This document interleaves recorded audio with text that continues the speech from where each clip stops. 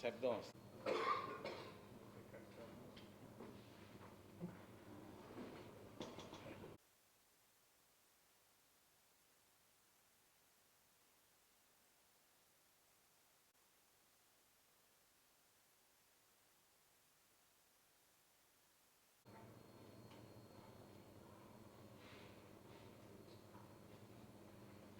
మరి ఈ మధ్య సుప్రీంకోర్టు ఒక జడ్జిమెంట్ ఇచ్చింది.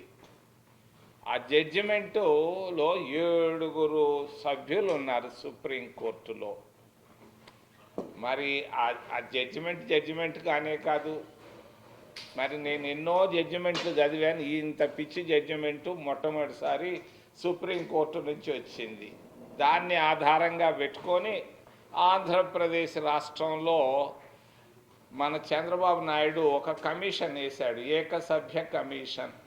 దాని పేరు మిశ్రా. 87 ఐఏఎస్ వచ్చింది ఆయనకి. ఆయన ఉత్తరప్రదేశ్ ఆయనకు అంటరానితనం అంటే తెలియదు. మరి ఎస్సీలు కూడా చెప్పులు తీసేసి ఆయన దగ్గరకు పోవాలి. అటువంటి మిశ్రాన్ని వేసి గ్రామాల్లో జిల్లాల్లో తగాదాలు పెడుతూ పోతున్నారు తెలుగుదేశం పార్టీ. అసలు ముఖ్యమైన విషయం ఆంధ్రప్రదేశ్ విభజన. అందరూ కాంగ్రెస్ పార్టీని తిడతారు. అసలు వాస్తవం ఏంటంటే ఈ విభజన, ఆంధ్రప్రదేశ్ రాష్ట్ర విభజన కారణం దళిత విభజన. ఈ ఓట్లు 20% ఓట్లలో కనీసం సగం కొట్టేయాలన్న దురుద్దేశంతో తెలుగుదేశం పార్టీ ఈ మాలా మాదిగలపై మధ్యలో తగాదా పెట్టింది. 93లో కాంశీరామ్ అనేవాడు ఒకడు వచ్చాడు ఆంధ్రప్రదేశ్ రాష్ట్రానికి. అక్కడ ములాయం సింగ్ని ముఖ్యమంత్రిని చేసి ఉత్తరప్రదేశ్ రాష్ట్రంలో మరి ఎస్సీలు బీసీలు కలిసి రాజ్యాధికార దశగా వెళ్ళేటప్పుడు మరి కొందరికి కళ్ళు నొప్పి పుట్టాయి. కొంతమంది కాంగ్రెస్ నాయకులకి, కొంతమంది తెలుగుదేశం నాయకులకి. ఈ మాలా మాదిగల మధ్య చిచ్చు పెట్టి వీళ్ళని 2 చేసేసారు. మరి ఈరోజు ఏంటి వర్గీకరణ?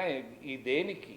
నర్సులు ఉద్యోగాలు, క్లార్కులు ఉద్యోగాలు, జూనియర్ ఇంజనీర్ల ఉద్యోగాలకి వర్గీకరణ కావాలంటున్నారు. మరి వర్గీకరణ కావాల్సింది ఎక్కడా? ముఖ్యమంత్రులు. ఆంధ్రప్రదేశ్ రాష్ట్రంలో 75 సంవత్సరాల్లో 70 సంవత్సరాలు 2 వర్గాలే, 2 కులాలే పరిపాలిస్తున్నాయి ముఖ్యమంత్రులుగా. ఆ కులం ఈ కులం. మధ్యలో ఎప్పుడో పివి నరసింహారావు, ఎవరో దామోదరం సంజయ్ వచ్చారు, పక్కన పెట్టాయి వాళ్ళని. మరి ఈ 2 కులాలే పరిపాలిస్తున్నాయి ఆంధ్రప్రదేశ్ రాష్ట్రాన్ని. అక్కడ ఇక్కడ, తెలంగాణలో ఇక్కడ. వర్గీకరణ కావాల్సింది ముఖ్యమంత్రుల పోస్టుల్లో, అంతేగాని క్లార్కులు నర్సుల్లో కాదు వర్గీకరణ.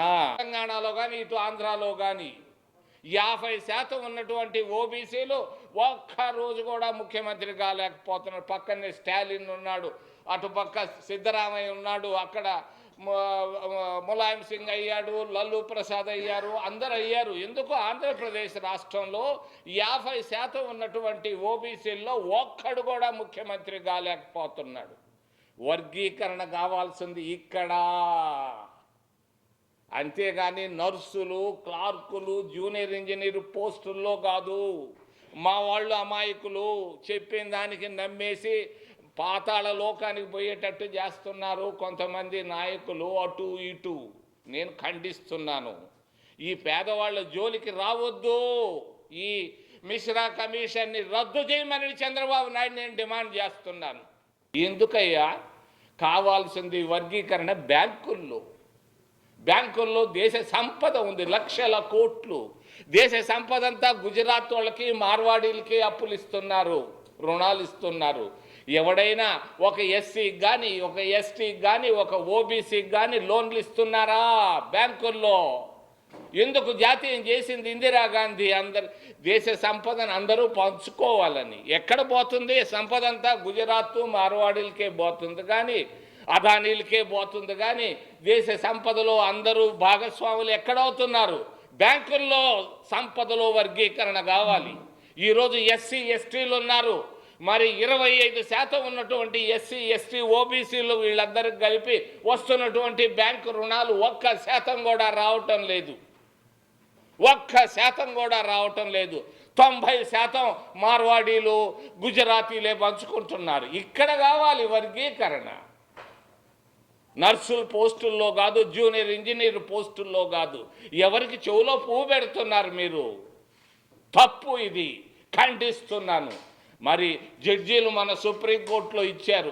సుప్రీంకోర్టులో క్రీమీ లేయర్ గురించి కూడా ఒక అతను మాట్లాడాడు, ఒక జడ్జి గారు. పాపం, మరి క్రీమీ లేయర్ ఉండేది మీ సుప్రీంకోర్టులో. జడ్జీలు బిడ్డలే జడ్జీలు అవుతున్నారు. అక్కడ ఉంది క్రీమీ లేయర్. మరి సుప్రీంకోర్టులో 33 మంది జడ్జీలు ఉంటే, ఈ జడ్జీల్లో 20 మంది ఒక వర్గమే, బ్రాహ్మలే ఉన్నారు. ఇక్కడ కావాలి వర్గీకరణ. అడిగేవాళ్ళు లేడు, తెలియదు మా వాళ్ళకి. అమాయకులు పాతాళ లోకంలో, పాతాళ గంగలో పడిపోతున్నారు. నేను తెలియజేస్తున్నాను, అటు బీజేపీకి, ఇటు టీడీపీకి, మా వాళ్ళకి, తెలంగాణ ఉన్న వాళ్ళకి, వీళ్ళ జోలికి పోయారో ఆంధ్రప్రదేశ్ రాష్ట్రం 2 అయినట్టుగా భారతదేశం కూడా రాబోయే 20 సంవత్సరాల్లో 2, 3, 4 అయిపోయినా కూడా ఆశ్చర్యం లేదు. నేను హెచ్చరిక చేస్తున్నాను, ఈరోజు జాగ్రత్త పడమని.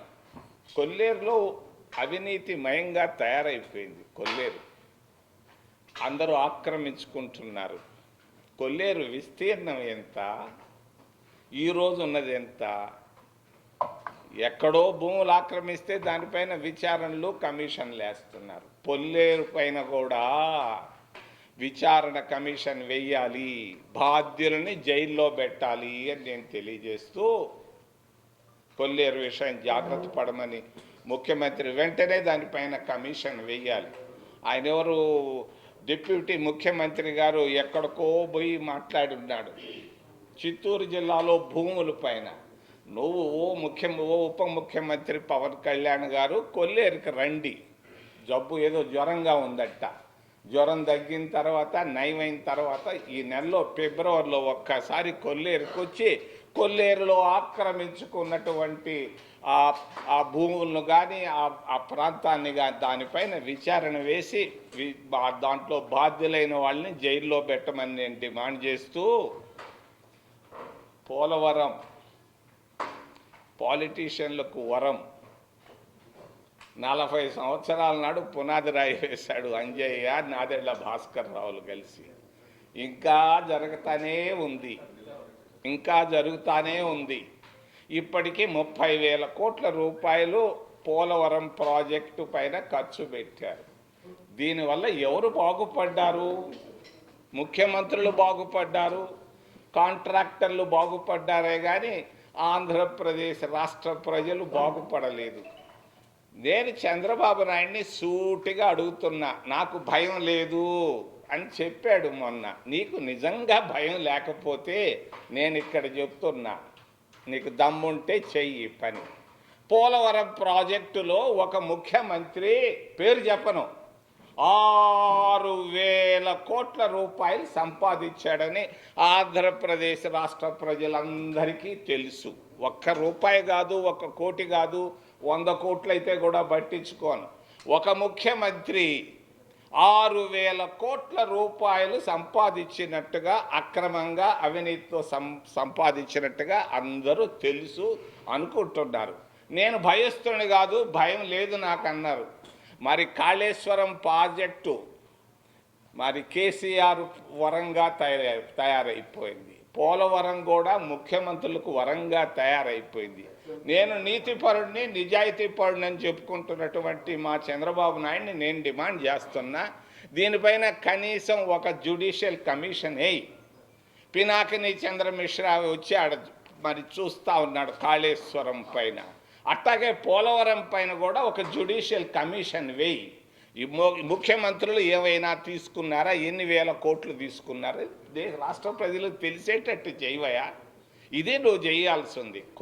కొల్లేరు పైన, పోలవరం పైన వెంటనే ఒక 2 కమిషన్లు వేసి దీంట్లో జరుగుతున్నటువంటి అవినీతి దురాక్రమణలను ఆపాలని నేను డిమాండ్ చేస్తూ, చివరిలో రాజకీయాలు, రాష్ట్ర రాజకీయాలు దేశంలో చూస్తూ ఉన్నారు. ఢిల్లీలో ఎట్లా పోతా ఉంది, ఏం చేస్తున్నారు. మరి ఆంధ్రప్రదేశ్ రాష్ట్రంకి వస్తే జగన్మోహన్ రెడ్డి మళ్ళా తిరిగి రాడు. ఆయన వచ్చింది కారణం ముఖ్యంగా రాజశేఖర్ రెడ్డి సడన్గా చనిపోయాడు.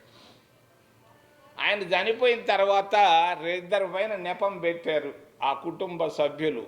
ఒకటి సోనియా గాంధీ చంపేసిందని, ఇంకొకటి వచ్చేసి అది ముఖేష్ అంబానీ చంపేశాడని. ముఖేష్ అంబానీతో దగ్గరైపోయారే మీరు. ఆయన చెప్పిన వాళ్ళకే ఇచ్చుండారే రాజ్యసభ. మీ నాయన చంపిన వాళ్ళతో మీకు ఎందుకు రాజ్యసభ ఇచ్చేవయ్యా? మీ సొంత చెల్లెలే పోయి సోనియా గాంధీ దగ్గర ఫోటోలు తీసుకుంటుందే. ఇట్లా వాళ్ళ చెల్లి చెప్పింది ఈరోజు, అబద్ధాలు చెప్పడం మా అన్నకు చాలా ఇష్టం అని. మరి అబద్ధాలు చెప్పి వచ్చావు, ముఖ్యమంత్రి అయ్యావు, సానుభూతితో వచ్చావు, సంతోషం. మరి వచ్చిన తర్వాత మీ నాయన ఇచ్చిపోయింది సంపద చాలు కదా, ఎందుకయ్యా ఇంకా 1000 కోట్లు? నీ ఆస్తులు ఈరోజు భారతదేశంలోనే కాదు, ప్రపంచ రాజకీయ నాయకుల్లో నంబర్ 1. ట్రంప్ కంటే కూడా 4 అంతల ఆస్తి పెట్టుకున్నాడు మరి జగన్మోహన్ రెడ్డి. ఈ ఆస్తులు చూసుకో, జైలుకు పోకుండా చూసుకో. నువ్వు వచ్చే ప్రశ్నే లేదు. నువ్వు కాంగ్రెస్ పార్టీలో కాదు, అన్ని పార్టీల వాళ్ళని తీసుకున్నా కూడా నిన్ను ప్రజలు విశ్వసించరు. నీ డబ్బుతో రాజకీయం చేసి ఒక్కొక్క ఓటుకు 2,000 రూపాయలు ఇచ్చి దాదాపుగా 40% అంటావు. ఈరోజు నీకు 5% ఓటు కూడా రాదు. మరిచిపో రాజకీయాలు, జైలుకు పోకుండా చూసుకో మా మిత్రుడి కుమారుడు అని తెలియజేస్తూ, చంద్రబాబు నాయుడు కూడా పొరపాట్లు చేశాడు. ఎలక్షన్లకు వచ్చే ముందు అనవసరంగా నోరు జారాడు. సూపర్ 6 అన్నాడు. ఈ సూపర్ 6 పోయి ఒక్కటి కూడా చేయలేని పరిస్థితుల్లోకి వచ్చాడు.